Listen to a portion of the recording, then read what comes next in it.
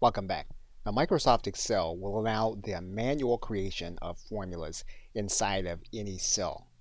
So for example, if we place our cursor in any cell, we can start the creation of any calculation or formula by starting with the equal sign. Once we have that equal sign, we can type in any number. We can then type in the symbol for the action. So in this particular case, for multiplication, we would use the asterisk. We can then type in another number, and then we can click enter, and you'll notice then that we have the value for that information. What we can also do is we can take one of those numbers and we can multiply it by the value in a cell. So for example, what we're going to do to edit this cell is we're going to go to the address bar, we're going to delete the number, and instead we're going to take our cursor and click on a specific cell. So now we have the number 9, the asterisk sign for multiplication, and then we're going to be multiplying by the value in this cell.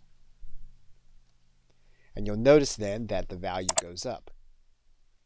What we can do then is we can change the value in that cell so that we change the total value. So for example, if we went to this cell and we change the value, you'll notice then that the value of this number changes because we changed the value in this cell. Now again, this is all due to a manual formula that we created.